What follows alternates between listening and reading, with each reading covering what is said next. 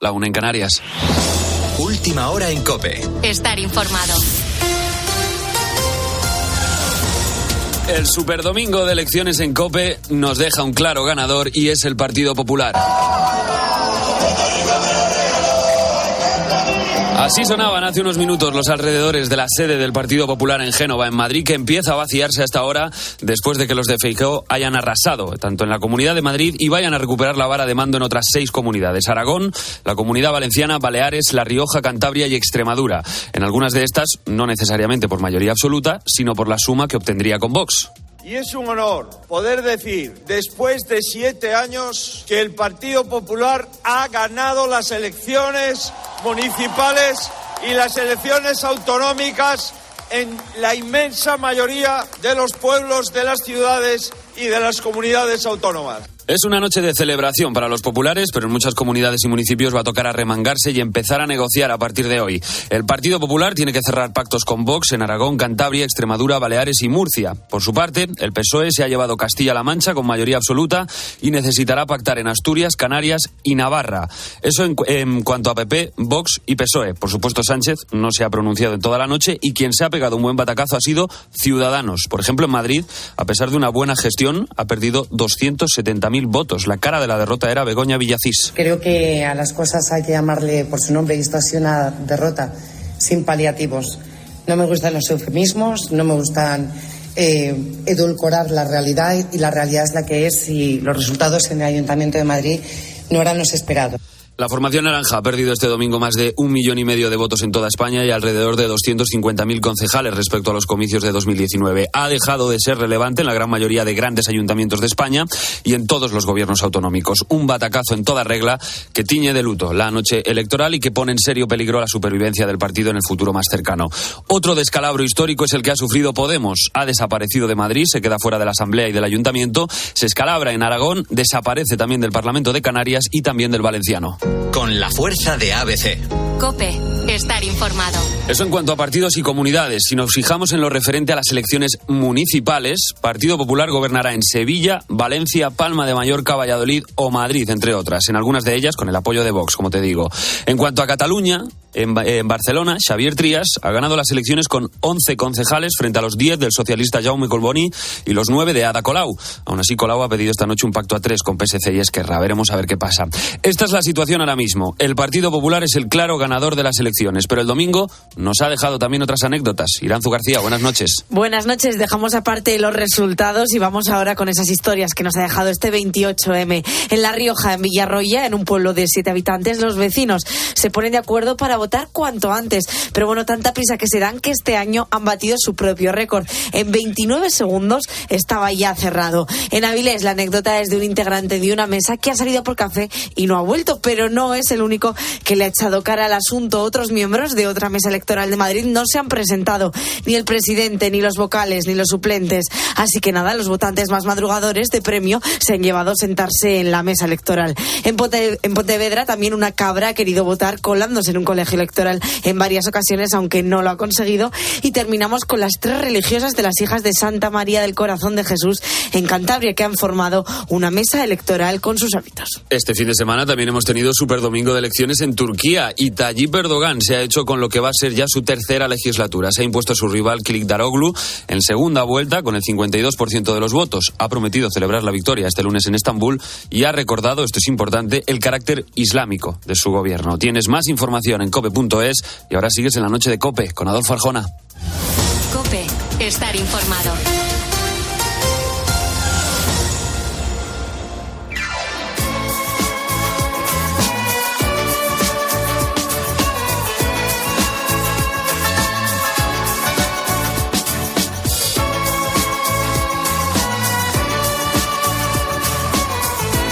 Adolfo Arjona.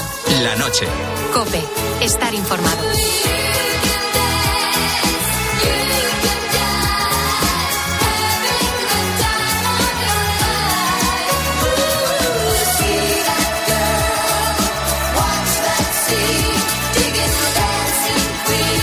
Ya sabemos lo que pasa en España y en el mundo. Entramos en el especial de nuestra noche. Cuando hablamos de grandes fortunas, Pensamos en magnates rusos, en empresarios que ocupan los primeros puestos de las listas de las personas más ricas del mundo, en ranking donde aparecen el dueño de Zara, Amancio Ortega, o el director de Amazon, el señor Bezos, o el creador de Tesla, Elon Musk. Pero ¿qué me dirías si te contara que en esa lista de multimillonarios también hay reyes, príncipes y princesas? Esta noche hablamos de grandes fortunas reales. Empezamos a 10.000 kilómetros de distancia de España, en Tailandia. La Casa Real tailandesa está considerada como la más rica del mundo. La revista Forbes valora su patrimonio en 35.000 millones de dólares. En 2016, Maha Vajiralongkorn era proclamado rey con 64 años tras la muerte de su padre. Subía al trono con el nombre de Rama X.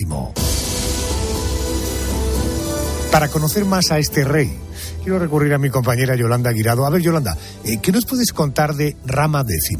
Pues que no es precisamente un rey muy querido por el pueblo, Adolfo. Reside la mayor parte del tiempo muy lejos del país que reina, concretamente en Alemania. Y aunque no lleva mucho tiempo reinando, ya acumula numerosos escándalos. Uno de los más sonados fue durante el confinamiento por el coronavirus. Entonces, Rama X alquiló un hotel en los Alpes y, según publicaron los medios alemanes, utilizó 14 vuelos para trasladar a su séquito de guardaespaldas, su harén de 20 concubinas, sus 30 caniches y una gran parte de sus joyas y obras de arte. Otra de sus extravagancias, nombrar comandante de la Fuerza Aérea a su perro caniche. ¿Cómo lo oyes, Adolfo? Debido al vínculo que tiene el rey de Tailandia con Alemania, vamos hasta Berlín. Allí está mi compañera Rosalía Sánchez, que es la corresponsal de COPE en aquella zona, en Alemania. Rosalía, muy buenas noches, bienvenida a casa. ¿Qué tal? Muy buenas noches, bien hallada. Eso es muy raro, ser rey de Tailandia y hacerlo desde Alemania, ¿no? Bueno, esto tiene el origen de la relación tan estrecha que tiene con Alemania es porque su hijo, que tiene ahora 17 años y que sería el heredero al trono, se llama Dipangkorn. Bueno, pues tiene enfermedad de autismo, está completamente desde su nacimiento retirado del ojo público y vive en Alemania. Vive en un programa de desarrollo en una escuela Waldorf, donde se potencian un poco sus habilidades. Esto es así desde 2011 y entonces pues Rama X viajaba con frecuencia a Alemania por este motivo. Lo que pasa es que en el COVID ya se instaló definitivamente en Baviera porque él estima, o sus asesores estiman, que los mejores médicos, los mejores hospitales estaban allí y quería protegerse en caso de contagio. Eran las primeras semanas de la pandemia, ¿no? Cuando hizo este desembarco con todos aquellos vuelos y todo su séquito. Y hay que decir que para este traslado a Alemania tuvo incluso que cambiar la constitución de su país para poder estar gobernando permanentemente desde cualquier otra parte del mundo.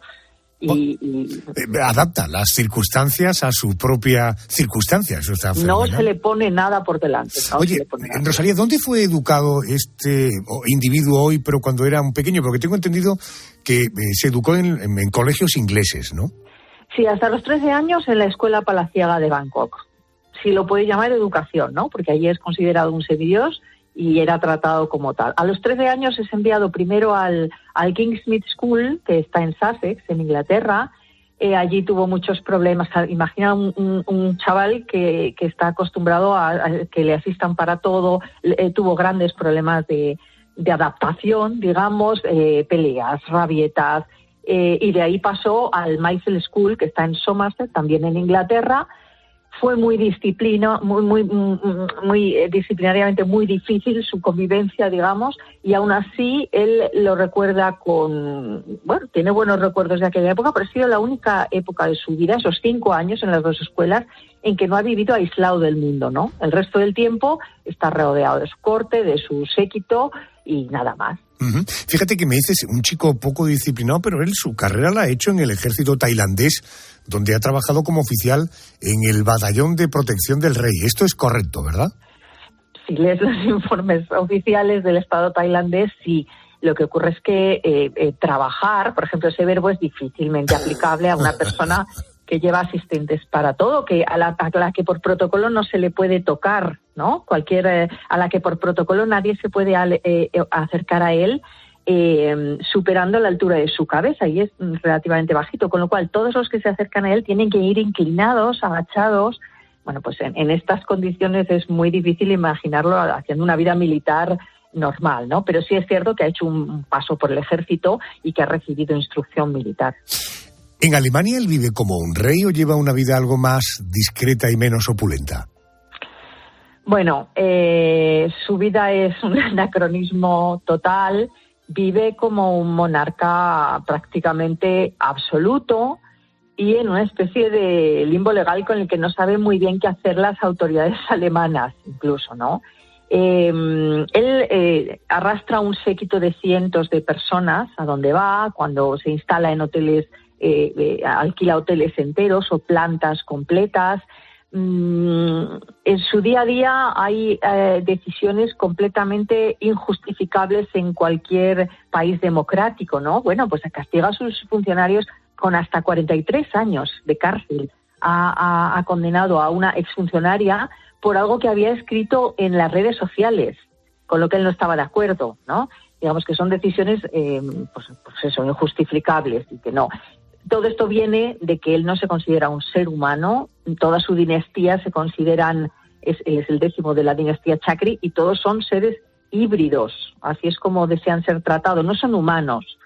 Consideran que los dioses han perfeccionado su genética y que están por encima de todos los demás humanos, ¿no? De forma que no... Como semidioses, ¿no?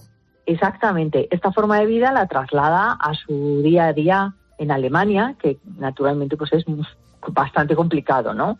Y lleva una vida, a ver, discreta en el sentido de que no se hace notar demasiado, se queda aislado allá donde se instala, en complejos hoteleros de lujo, tiene viviendas en Alemania pero que no ocupa, pero sí de vez en cuando sí que se aburre, entonces coge un vuelo de Múnich a Leipzig y se pasa el día de compras. Ese día la prensa local se pone las botas de fotos excéntricas con la ropa más rara que te puedas imaginar, con sus acompañantes que son también todos de película, con sus animales. Hablabais de su caniche, Fofó, pero es que él cada vez que se traslada lleva más de 30 caniches con él, con su séquito. Eso da una idea de cómo es el día a día, ¿no? Ahora te preguntaré por alguna de sus excentricidades. ¿Cómo son sus relaciones familiares? Porque he leído que tiene un gran harén, es un firme defensor de la poligamia, ¿no? Sí. Él se ha casado 4 veces. Sus esposas tienden a terminar en la cárcel o en el harén. Ha habido informes en algunos periódicos occidentales, el Telegraph, por ejemplo, que publicó que este harén se alimentaba con mujeres drogadas y puestas en su merced y que después son sometidas, bueno, que viven aisladas, por supuesto, y una especie de secta, decía esta información. Pero lo cierto es que muchas mujeres tailandesas, por lo visto, se ofrecen voluntariamente a formar parte de ese harén. De hecho, se alistan en el ejército. El ejército de Tailandia tiene un cuerpo especial llamado Servicio Aéreo Especial, al que se alistan estas mujeres con la esperanza de ser seleccionadas para el harén. Algunas incluso instadas por sus propias familias, que ven en esto pues una oportunidad de ascender socialmente o de enriquecerse. Y una vez dentro del harén, todas ellas cambian su nombre para llamarse todas igual. Todas se llaman Siriva Hirihapti. De algunas de ellas se conoce incluso toda su historia de ascenso y caída, como por ejemplo Nira Monoprun, que era apodada Koi por Rama X y por todo el séquito. Era enfermera, se alistó a este cuerpo, fue presentada oficialmente en el verano de 2019 y llegó a convertirse en la favorita del harén. Esto se tradujo literalmente en que fue nombrada general del ejército de Tailandia. Estas historias suelen durar pocos meses y en octubre de ese mismo año pues fue repudiada, cayó en desgracia. Bueno, pues esto te da una idea de cómo es la vida privada, familiar, lo poco que sabemos, ¿no? Porque el harén está completamente cerrado a las informaciones, a los focos, a las cámaras, y solo conocemos pues con fogonazos, ¿no? Pues el nombramiento de esta general por ser la favorita, su destitución después. Esto nos da una idea de qué pasa ahí dentro. Decía yo al principio que su fortuna está valorada en $35.000 millones. ¿Cuáles son los grandes tesoros que atesora este señor? Es decir, ¿esto qué son? ¿Propiedades, tierras, joyas? ¿Qué sabemos de esa fortuna? Tiene propiedades en Tailandia, no muchas más fuera, en Reino Unido alguna villa de lujo en Alemania, pero sus ingresos y toda esa fortuna, que varía muchísimo, tú me estás diciendo 35.000 millones, hay otros informes que señalan hasta 60.000. Tailandia es un país pobre, tiene graves focos de pobreza tanto en el sur como en el norte del país, pero es uno de los países más corruptos del mundo. Obtiene mucho dinero a través del turismo. Y este flujo de dinero llega a la monarquía. Y de ahí es de donde se alimenta. Él, cuando viaja, sí sabemos que se hace acompañar de tesoros de arte tailandés que instala en las habitaciones, que desea estar rodeado de esta riqueza y de estas obras de arte, pero tampoco sabemos exactamente cuáles son, porque en torno a él, ya digo, es un círculo muy cerrado y no hay ninguna transparencia. Hablemos de excentricidades. Alguna de ellas ya las has comentado cuando nombró general, ¿no?, de la Fuerza Aérea a su perro Caniche. Por cierto, perro Caniche Fofó, que murió en 2016 y por su muerte el rey decretó 4 días de luto en Tailandia. Suena un poco cómico, ¿verdad? ¿Qué otras excentricidades se conocen de este personaje? Cuando se le hacen fotos aquí en Alemania, lo que destaca es un gusto muy excéntrico a la hora de vestirse. Se va de compras y sus extravagancias y las combinaciones que hace de ropa carísima son muy llamativas. Pero lo verdaderamente peligroso de sus excentricidades son sus perversiones, sus hábitos sexuales, por así decirlo, que son muy violentos. O al menos eso sugieren miembros del personal de estos hoteles, pero siempre sotoboche, siempre de forma anónima, porque es muy temido. Y también porque va derrochando dinero por donde pasa. Él paga por anticipado años de ocupación de un hotel entero, por ejemplo. Y con esto, digamos, cubre un gran silencio convierte eso en un compartimento estanco, su seguridad se ocupa de todo y es absolutamente imposible saber lo que pasa ahí. Incluso su propio personal de servicio se lo hace traer de Tailandia. Pues ahí tienes a este personaje, el rey de Tailandia, vecino de Alemania, y como no podía ser de otra manera en COPE, nuestra corresponsal en Berlín nos ha dado algunas pinceladas. Rosalía, te mando un beso, gracias por atenderme, un besote fuerte. Un abrazo muy fuerte, siempre un placer.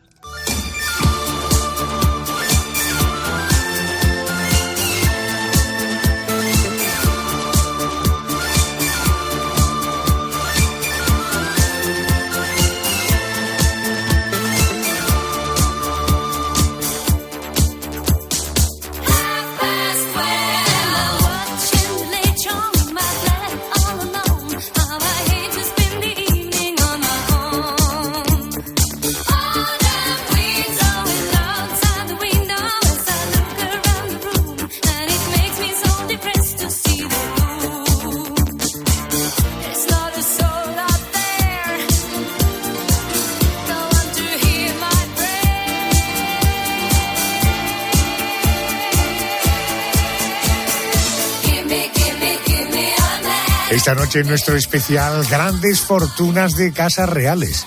Bueno, después de conocer las excentricidades del rey más rico del mundo, vamos hasta Marruecos. Quiero hablarte de su casa real y de Mohamed VI, el rey de Marruecos. Su fortuna supera la de la reina Isabel II o la de la Casa de Mónaco. No en vano, el patrimonio de la casa real alauita ronda los 5.000 millones de euros. Mohamed VI se convirtió en monarca el 23 de julio de 1999, al morir su padre Hassan II, del que heredó una gran fortuna. Su riqueza lo ha llevado a ocupar el primer puesto de la lista de hombres más ricos de Marruecos. Esto lo publica la revista financiera Forbes. Vamos a hablar con una experta en protocolo, directora del Instituto Mediterráneo de Estudios de Protocolo y Relaciones Institucionales. Querida Diana Rubio, buenas noches y bienvenida a la COPE. Hola Adolfo, buenas noches. Muchísimas gracias por contar con nosotros. Hola Diana, buenas noches. ¿Quién es Mohamed VI? ¿Qué puedes contarnos del hombre que tiene en su poder la gran fortuna de la Casa Real marroquí? Bueno, de Mohamed VI se pueden decir muchas cosas. Yo creo que es importante recordar de dónde viene. Como bien estabas comentando, Adolfo, lleva en el poder sobre 24 años, hace este año 2023, pero ya desde pequeño su padre, Hassan II, se encargó de hacerle consciente del papel protocolario representativo que iba a tener en su país. De hecho, cuando tuvo 10 años fue al funeral de Pompidou en Notre Dame, en París, algo que no estábamos acostumbrados a ver a niños tan pequeños en este tipo de actos tan sumamente solemnes e institucionales, en estas exequias. En cuanto a la formación de Mohamed VI, podemos comentar que se formó en Derecho, en Ciencias Políticas y en Estudios de Derecho Público, que lo llevaron a pasar una temporada bastante larga en Bélgica. Y eso también nos hizo, en su momento, hizo pensar que cuando tomara el poder en su país, el rumbo de su política iba a llevar sobre todo una serie de reformas más europeizadas, más occidentalizadas de lo que finalmente estamos viendo en estos últimos años, ¿no? Dentro de ese soplo de aire fresco que se pensaba en el año 1999 que Mohamed VI iba a llevar a cabo, encontramos su oposición con Abraham Sefarti, que era un opositor bastante conocido del país y dejó que volviera a Marruecos, y a su vez también despidió al que era el ministro de Interior, Adriss Basri, que estaba, en diferentes documentos, estaba condenado por haber violado los derechos humanos. Junto con ello, tenemos que recordar también que en el año 2004 hizo una reforma en el Código de la Familia de Marruecos e igualmente empezó a hablar de igualdad entre el hombre y la mujer en la Constitución de su país.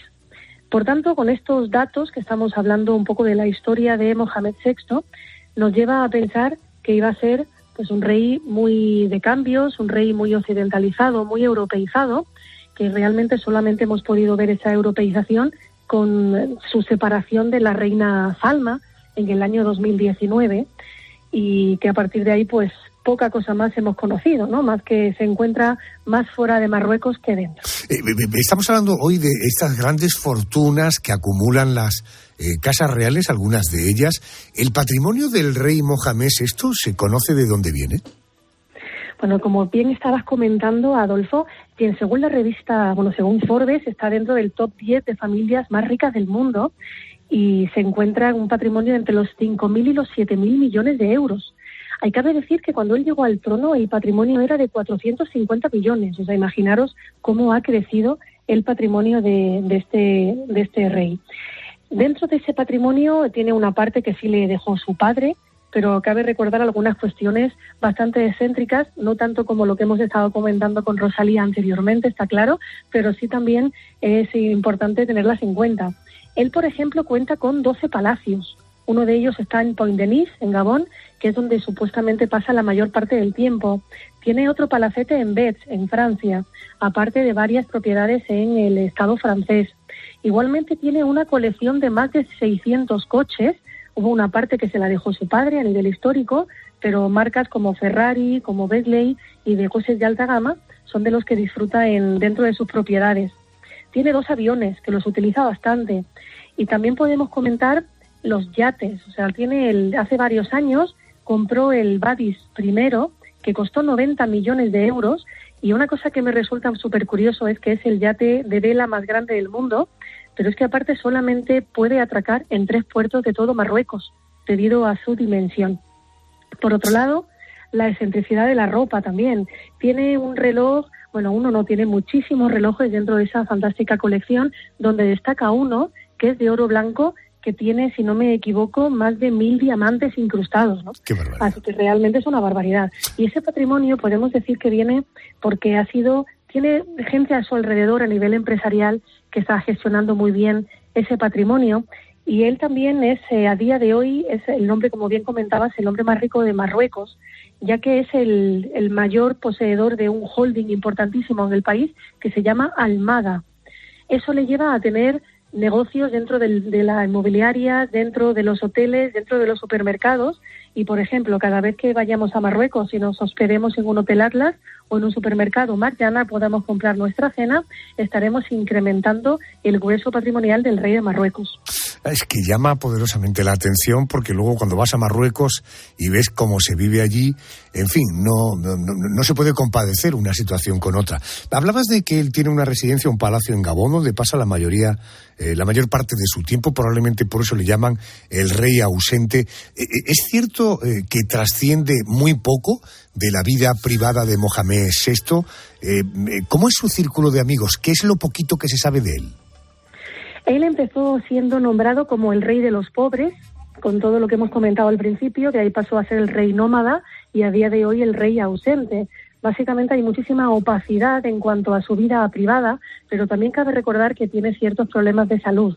Unos problemas de salud que lo han llevado pues a pasar por quirófano en varias ocasiones e incluso alguna fotografía pudieron compartir a través de redes sociales junto con toda su familia. Él se pasa la mayor parte del tiempo en Pointe-Denis, en Gabón, ya que tiene muy buena relación con el soberano de ese país, pero también pasa larguísimas temporadas en Francia. Incluso se rumorea que también pasa alguna temporada que otra en Tanzania. También es cierto que una de las pocas veces que las fotografías que se comparten en redes sociales de sus paseos que da por París, vemos que siempre está acompañado de un grupo de amigos que son los hermanos Azaitar, donde el más conocido es un boxeador de mucho prestigio, pero que por otro lado en su país la prensa incluso habla de que es un círculo muy cercano que tampoco le hace mucho bien. Así que realmente hay mucha opacidad en cuanto a la vida privada del rey de Marruecos.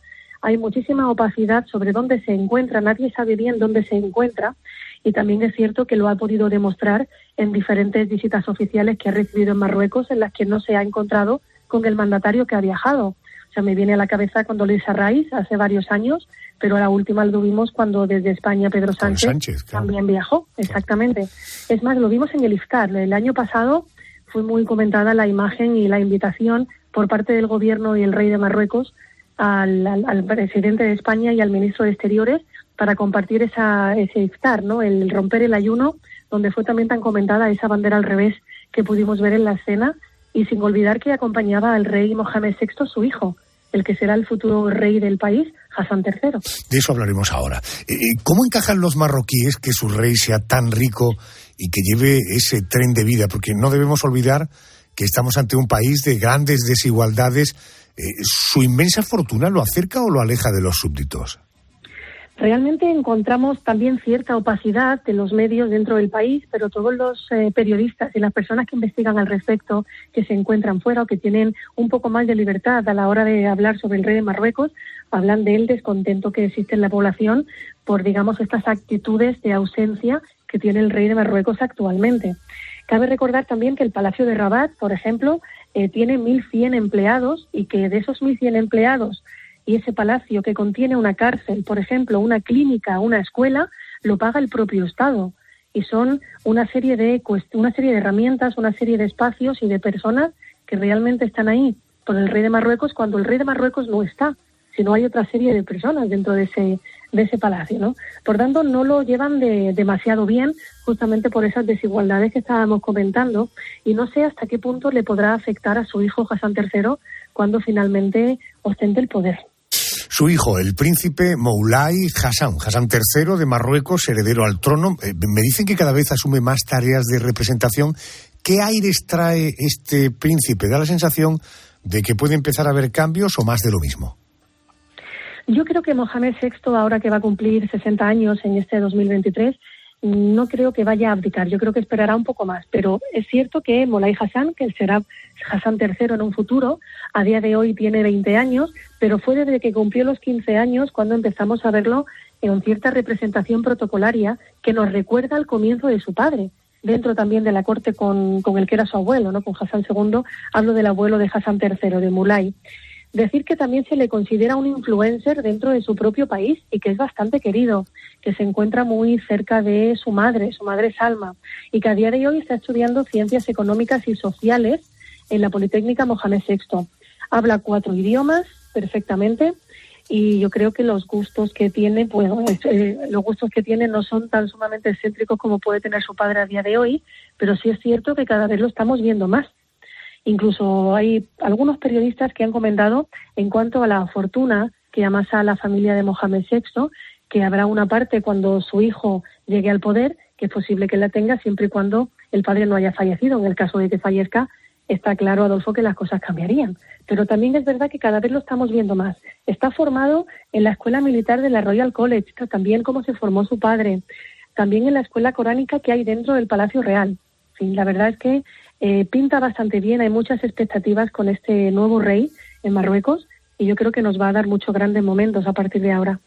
Diana Rubio, estoy encantado, es la directora del Instituto Mediterráneo de Estudios de Protocolo y Relaciones Institucionales. Agradezco mucho el tiempo que nos has dedicado. Gracias por atendernos y buenas noches. Gracias siempre a vosotros, Adolfo, buenas noches. Gracias, muy amable, gracias Diana, gracias. Venga, seguimos, pero antes...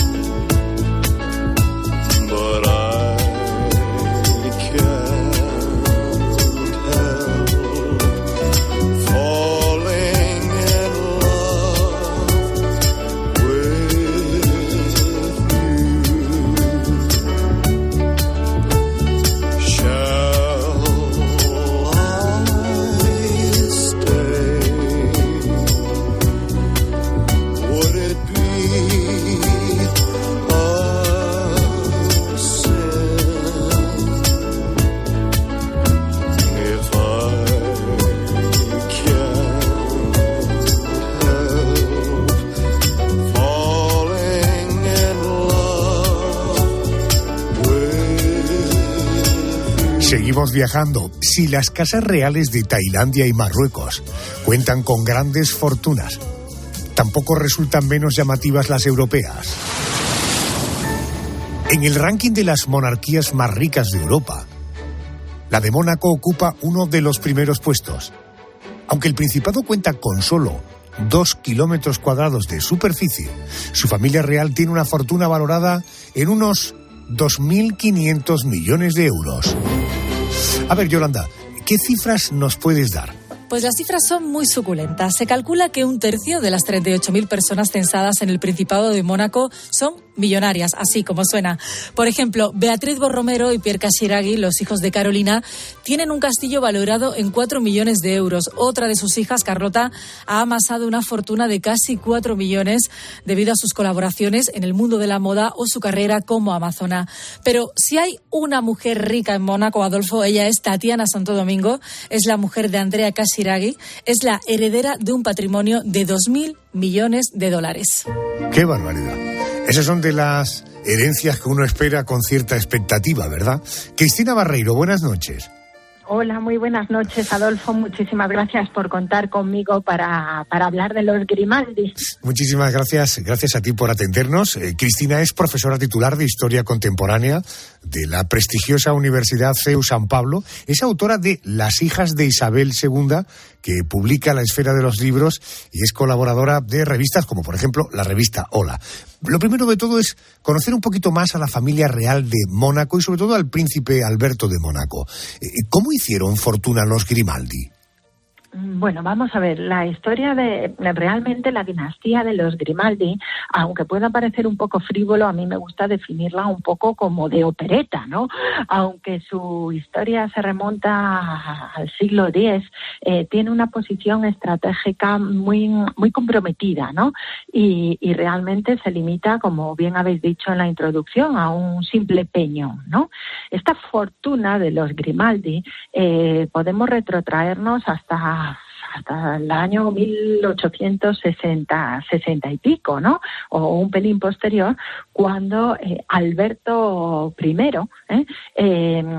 crea o empieza a hacerse accionista de una sociedad que inicialmente se creó como una sociedad de baños, pero que tenía una participación en el casino de Montecarlo.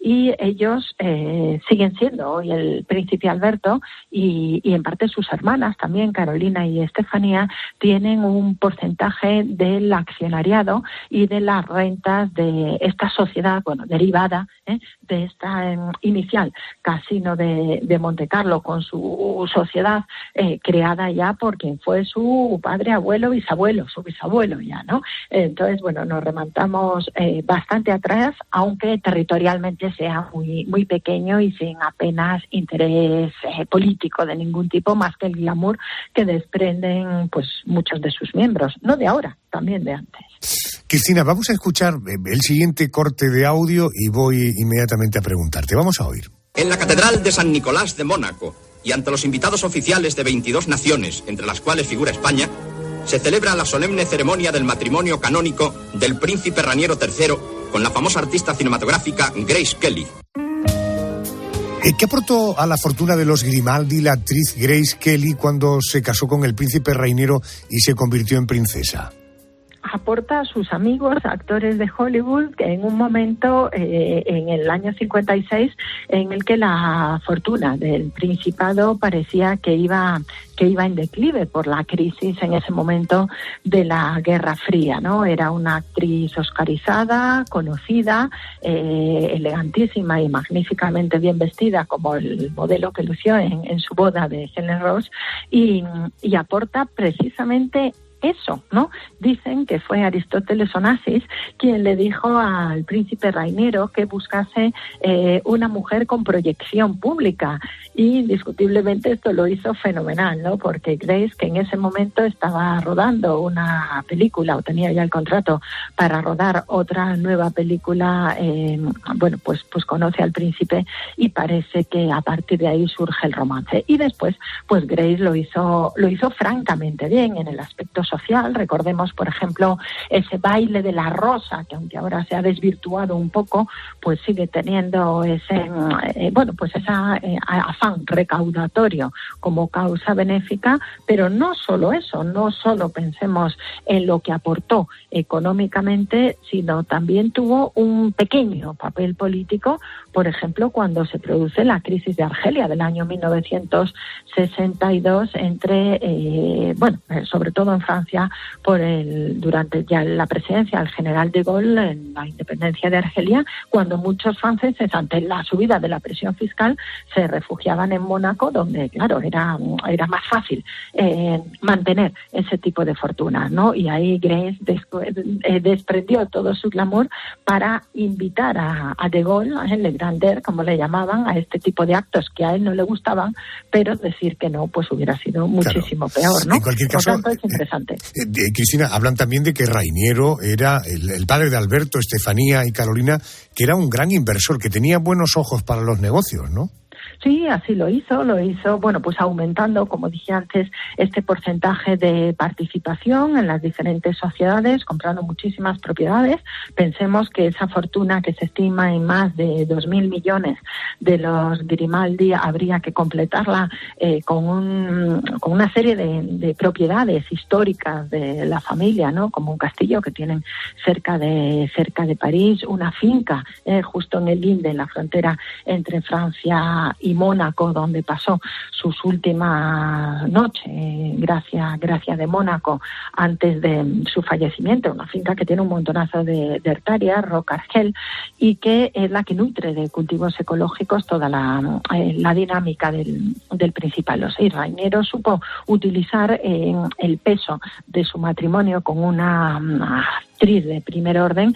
Pensemos, por ejemplo, en los premios automovilísticos, ¿no? Pensemos en el Sporting Club, o pensemos en la repercusión mediática tan grande que tiene el Hotel de París, ¿no? En definitiva, yo creo que en torno a la familia lo que han conseguido es crear un entramado económico que no deja de ser tachado, de cierta opacidad también, ¿no? Porque no hay un conocimiento claro de cuál fue la herencia del príncipe Raniero entre sus dos hijas y el hoy soberano Alberto de Mónaco. En Mónaco es todo extraño, ¿no? Porque tenemos un poco de todo. Tenemos domadores, tenemos actrices, tenemos Ojo, hay una figura que no se habla mucho de ella, que fue la segunda mujer del príncipe Alberto, el del año 1922, que es Alicia Henn, que era una americana, que es la que impulsa a finales del siglo XIX el teatro, la danza, la ópera y también las mesas de juego del Casino de Monte Carlo, ¿no?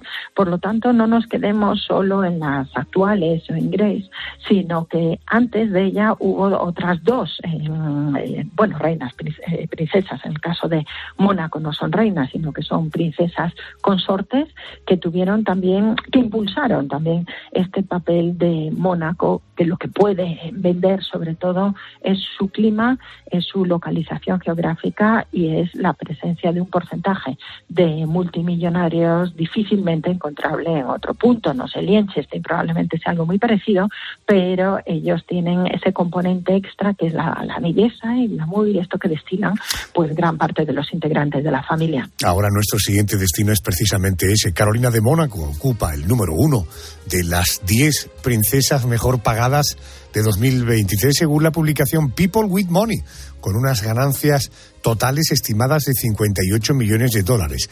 Mónaco además es famosa, lo hemos oído en boca de Cristina, por sus fiestas, también acoge el Gran Premio de Fórmula 1 de Mónaco. Todo eso es caja para la familia real, sin duda. Cristina, en 2020 Alberto de Mónaco se bajaba el sueldo 5 millones de euros para reducir gastos de palacio. Caramba, de la nómina se bajaba 5 millones de euros. ¿Qué podría suponer esta decisión para una fortuna tan grande como la que tiene el príncipe Alberto? ¿Esto es quitarse pelusilla sin más? Sí, esto es algo de cara a la galería y además pensemos el contexto económico del año en el que él decide tomar esta decisión. Lo que para el resto de los mortales nos pueden parecer cifras astronómicas, para el caso de los Grimaldi o tantas otras casas reinantes no lo es. Por lo tanto, un 5% en unos porcentajes pues tan elevados, pues como bien dices, Adolfo, es incluso menos que pelusilla, lo que para nosotros puede significar tomar un buen café, ¿no? Es que ellos ganan dinero continuamente precisamente por la participación en todo este tipo de sociedades que son tremendamente ventajosas para ellos y para Mónaco. Pensemos que es un tándem prácticamente indisoluble, la familia real de Mónaco con la economía de Mónaco. Ellos lo hacen muy bien. Como monarquía pues tienen poco peso y lo han tenido siempre, incluso cuando se celebró la boda de Rainiero con Grace Kelly, realmente presencia real de primera fila hubo poca. Hubo nuestra Victoria Eugenia, que ya estaba en el exilio y que sí asistió a la boda, y solo con Victoria Eugenia el empaque de los eventos pues ya cambia y gana. Pero no hubo una gran participación porque ellos realmente, ¿no?, en el plano internacional pues son muy, muy testimoniales, salvo Carolina, los años que estuvo casada con un Hanover, que eso es otra cosa, no tienen relevancia. No, pero reconóceme que son como un atractivo turístico, es decir, son como figuras que permiten, que hacen que Mónaco siga teniendo ese punto para que la gente vaya y que por tanto allí se siga facturando, ¿eh? Sí, pero porque ellos venden ese papel de imagen pública que vende y factura. Y en el aspecto económico, indiscutiblemente, ellos son auténticas máquinas de casino. Lo han hecho siempre así desde Alberto Luis II. Luis II no solo crea el Sporting Club, el Hotel de París, sino pensemos, por ejemplo, en el estadio y en el equipo de fútbol de Mónaco, ¿no? Ellos venden precisamente esa imagen de proyección pública para vender el Principado. Pero su papel político es pequeño, su gobierno pues también lo es, e incluso su ejército, que es una cosa meramente testimonial. Lo que sí tiene es una relación fuerte con Francia y una dependencia muy fuerte con Francia. y que son muy pequeñitos, que 2 kilómetros cuadrados de superficie tampoco da mucho más de sí. Nada, es el segundo principado o estado más pequeño del mundo después del Vaticano, incluso Andorra es más alto, es mayor que Mónaco. No dan para más, y además es todo como muy ficcionado, es como muy de cine, es como muy de Hollywood, ¿no? Incluso el propio palacio, esas escalinatas, bueno, pues tiene ese aire, vamos a decir, de plató de Hollywood, y ellos mismos tienen ese aire de plató de Hollywood. Quizá la princesa Carolina se ha destacado pues por encima de los demás, pero el propio Alberto permítame la frivolidad, pero a veces en esas puestas en escena con esos uniformes que parecen más propios de domador o de circenses que de lo que es el empaque de un buen ejército real, ¿no? Cristina Barreiro. Cristina, gracias por atenderme. Te mando un beso enorme. Gracias. Un beso para vosotros, Adolfo. Muchísimas gracias.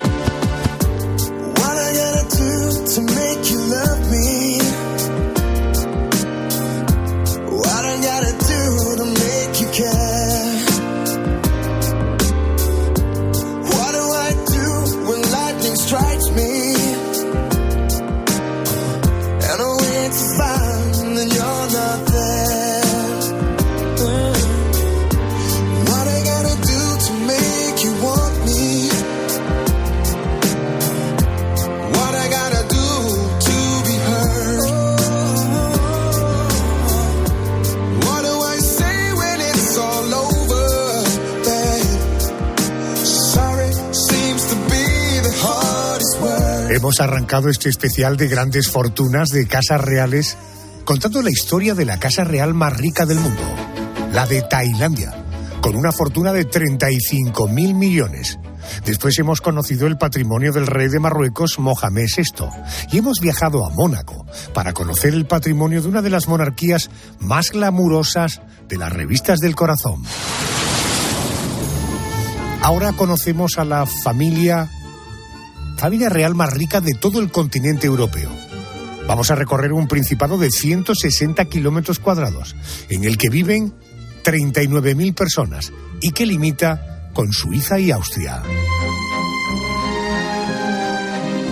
Yolanda, estoy hablando de la Casa Real de Liechtenstein. Una familia muy discreta que ha creado un gran imperio, una monarquía parlamentaria que siempre ha preferido pasar inadvertida. La fortuna de Liechtenstein se cuenta por billones de euros, con B, Adolfo. Entre sus grandes negocios, el grupo bancario LGT, que es la mayor entidad de banca privada del país y cuenta con más de 3.400 empleados y oficinas en Asia, en Oriente Medio o en Estados Unidos. Contacto con una especialista en comunicación política e institucional. Es autora de La Reina. Publica ese libro, La Esfera de los Libros. Querida Ana Polo, muy buenas noches y bienvenida a COPE. Muy buenas noches a vosotros. Muchas gracias por tenerme con vosotros. Un placer. Ana, empecemos por el principio. Esta casa real es una familia muy antigua con un linaje del siglo XII. ¿Siempre ha sido una familia con un gran poder económico? Bueno, la verdad es que más que poder económico lo que tenían eran muchas tierras desde el principio, ¿no? Porque, bueno, el propio título de Liechtenstein, ¿no? Que esta es esta palabra que nos cuesta a veces mucho pronunciar, sí, los españoles, ¿no? Liechtenstein, viene de un castillo, que es un castillo, el castillo de Liechtenstein, que está cerca de Viena, en Austria, porque, bueno, Liechtenstein es uno de estos países centroeuropeos que tiene, pues, una historia bastante convulsa, ¿no? O sea, estuvo al principio en el Imperio Germánico, luego muy metida en el Imperio austrohúngaro, entonces, bueno, siempre ha estado como encajonada, ¿no? Un poco difusa, ¿no? Pero bueno, siempre han tenido gente bastante espabilada para los negocios, digamos, y lo que empezaron haciendo desde el siglo ya XII es comprar muchísimas tierras. De hecho, Liechtenstein como país, tal como lo entendemos hoy, es porque empezaron a comprar, empezaron a comprar Vaduz, que hoy es la capital, empezaron a comprar otros tipos de tierras para tener suficiente poder como para presentarse, para presentarse al Parlamento que había en la Confederación Germánica, ¿no? Entonces, bueno, empezaron a comprar muchísimas tierras. Hoy nos parece un país muy pequeñito, pero en aquel momento, teniendo en cuenta siglo XIV y una cosa así, pues era bastante considerable lo que tenían, ¿no? Pero bueno, es que aparte de coleccionar muchísimas tierras, los señores de Liechtenstein y sobre todo las señoras tuvieron mucho poder en las cortes europeas, ¿no? Sobre todo, en la corte de Sisi, en la corte de Viena, en ese imperio austrohúngaro mítico, las princesas de Liechtenstein eran siempre, las principales damas de compañía de las emperatrices de Austria, ¿no? Y siempre se decían, que eran las familias más ricas del imperio y también con más poder económico, ¿no? Y como te comentaba, era una mezcla entre muchísimas tierras, muchos negocios de agricultura, muchos negocios de bosques, de explotación de bosques, y últimamente, pues bueno, han diversificado bastante, y como comentabais vosotros al principio, ahora les viene de muchos sitios, ¿no? Básicamente, ahora les viene mucho del tema financiero, de toda la industria financiera y sobre todo de la banca. Pero bueno, ya lo habéis comentado vosotros, que la verdad es que han tenido algún que otro altibajo, pero suelen tener siempre una balanza de pagos más que optimista, y bueno, no se sabe exactamente la fortuna que tienen. Forbes en un primer momento dijo 4.000 millones, se calcula de entre 4.000 y 7.000, nadie sabe exactamente la cifra exacta, pero en todo caso es un fortunón descomunal. Oye, ¿y qué sabemos de Hans Adam II, el patriarca de la familia real de Liechtenstein? ¿Tiene formación en los negocios? Sabemos bastante poco porque es una familia hiperdiscreta. Yo creo que como toda la gente de Liechtenstein, básicamente porque Liechtenstein ha tenido unos cuantos escándalos en los últimos años, porque mucha gente, sobre todo muchos alemanes, lo utilizaban como, bueno, ponen allí las empresas, las compañías, para evadir impuestos, porque bueno, siempre se ha dicho, bueno, Liechtenstein no está en la Unión Europea, y entonces bueno, funciona como una especie, tiene acusaciones de ser como una especie de paraíso fiscal, sobre todo pues por mucha gente alemana. De hecho, hubo como un gran escándalo hace unos años de que muchas compañías alemanas en realidad tenían sede en Liechtenstein, ¿no? Entonces, bueno, la familia real de Liechtenstein prefiere pasar pues bastante desapercibido. Sabemos que sí que hay un príncipe que se llama Hans Adam, que es un señor pues formado en los mejores colegios de Europa, evidentemente, pero de una discreción absolutamente exquisita. De hecho, en España yo creo que mucha gente solamente empezó a saber de ellos cuando Tatiana de Liechtenstein, una de sus hijas, empezó a sonar como posible novia en aquel momento príncipe Felipe, ¿no? Pero bueno, hasta entonces yo creo que nadie sabíamos ni quién eran estas personas, ni qué tratamiento recibían, ni cuando los veías en el Lola en las familias reales, qué cara tenían, ¿no? Debo entender que la Casa Real Española y esta Casa Real tienen una magnífica relación, ¿no? Siempre se han llevado muy bien con todos, son personas. Hans Adam, además, siendo personas muy germánicas, se sabe que tenían, pues bueno, muchísima relación, de sangre incluso, claro, tanto con la reina Sofía como con el rey Juan Carlos, por distintas brancas, por distintas ramas. Ya sabes que, bueno, las monarquías tangencialmente o directamente están todas relacionadas entre sí, ¿no? Porque, bueno, se han mezclado muchas veces, ¿no? Y aparte, bueno, son el resultado de mezclar muchísimas familias y tal, ¿no? Entonces, bueno, tienen toda esta parte germánica.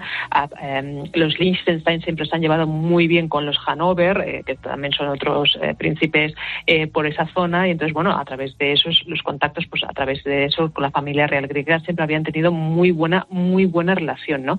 Y aparte siempre tenían fama de ser como personas muy educadas, ¿no? Muy centroeuropeas, ¿no? O sea, muy discretas, muy bien asentadas, ¿no?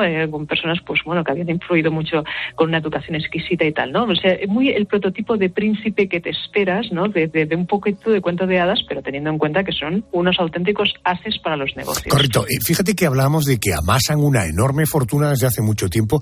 ¿Eso puede tener algo que ver con ese calificativo de paraíso fiscal para este espacio europeo? Bueno, es que yo he estado mirando precisamente cómo estaban los impuestos y no pueden bajarlos más, yo creo, ¿no? Porque, bueno, era irrisorio, ¿no? Precisamente ahora que muchos autónomos, este mes precisamente que hemos tenido que hacer liquidaciones de IVAs y de RPFs, pues, la comparativa realmente es sorprendente, ¿no? Los impuestos son bajísimos. Entonces, bueno, claro, muchísimas compañías tienen allí sedes, ¿no? No solamente las sedes propias que tiene la compañía, se calcula que unas más de 73.000 empresas tienen sede allí, básicamente, pues bueno, por todas las facilidades fiscales que se le dan. Evidentemente, esto ha generado pues también mucha controversia, porque como te comentaba antes, pues bueno, claro, evidentemente está el tema de la evasión de impuestos, sobre todo de muchísimas fortunas continentales, ¿no? Que están intentando, pues bueno, buscar algún hueco legal, pero no hay duda de que Liechtenstein pues ofrece unas condiciones, pues bueno, de unos impuestos bajísimos, ¿no? Lo cual significa que tienen básicamente su PIB ahora mismo se basa en un poquito del turismo, un poquito en la agricultura, pero básicamente el gran grueso son los servicios financieros. En todas las grandes sedes de los bancos tienen prácticamente todos sedes en Liechtenstein, ¿no? Entonces, bueno, evidentemente se aprovechan también, claro. Este grupo bancario del que son propietarios, el grupo bancario LGT, me dicen que es extraordinariamente exclusivo para gente muy billonaria, ¿no? Bueno, yo creo que es de estos bancos que nosotros sabemos que existen porque lo hemos buscado por Internet, pero no es lo que nosotros en nuestro día a día negociemos, ¿no? Porque, bueno, evidentemente son cosas para solamente súper ricos, ¿no? Son condiciones muy muy específicas y para tratos pues de muchísimo nivel. No quiere decir que sean negocios turbios, ¿eh? No estoy acusando a nadie de nada raro, suelen ser gente muy profesional, muy seria, pero evidentemente es para un nivel adquisitivo altísimo. O sea, cualquier persona que haya estado en Vaduz o en Liechtenstein, que por cierto es un sitio muy bonito, es bastante, parece de Heidi, ¿no? O sea, muy allí con mucha montaña. La verdad es que es un sitio pues muy serio y tal, pero bueno, evidentemente es un nivel de vida espectacular lo que ves allí, ¿no? ¿Es caro ir a hacer turismo a esta zona? Bueno, no es el sitio más barato del mundo, precisamente, ¿no? Aparte de que yo creo que tampoco es que vaya mucha gente, y es una lástima porque realmente es un sitio muy bonito.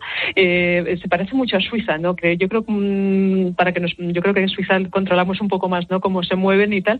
Es muy parecido tanto en el paisaje como en el coste, ¿no? Yo que he estado, la verdad es que bueno, es igual de cara que Suiza, lo cual significa pues que tomarte un café con un poquito de nata por encima te cuesta bastante, digamos. Bueno, hemos conocido un poquito más a esta familia. Ana Polo, gracias por atenderme. Ha sido muy amable. A vosotros. Gracias. Un placer. Empezamos ese especial hablando de las excentricidades del rey más rico del mundo, el rey de Tailandia. Después hemos conocido los lugares y los lujos que ostenta el rey de Marruecos, Mohamed VI, el monarca que posee 12 palacios en el que trabajan más de 1.000 sirvientes. Y hemos regresado a Europa para conocer las fortunas de dos familias reales, las más ricas del continente. Vamos ahora a las noticias de las 3 de la madrugada, 2 en Canarias, y luego, para satisfacer a nuestros oyentes curiosos, vamos con el porqué de las cosas. Noticias. Venga, que enseguida volvemos.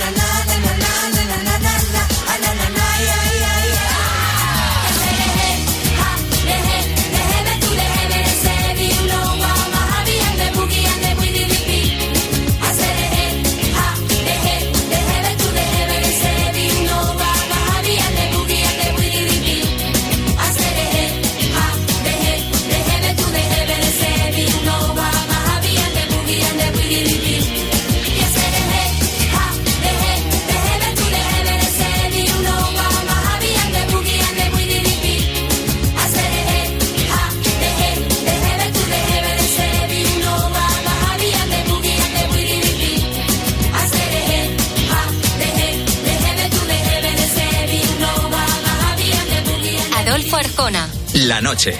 COPE. Estar informado. Ya hemos votado.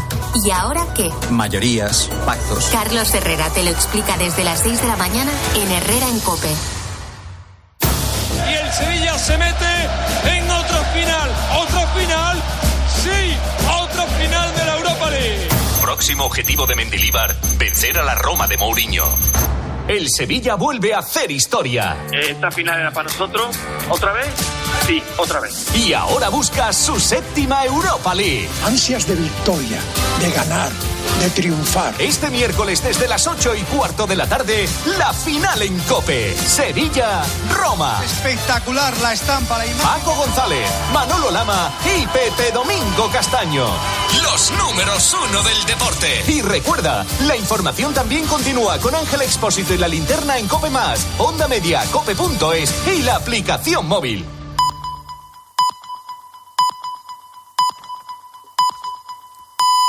Son las 3.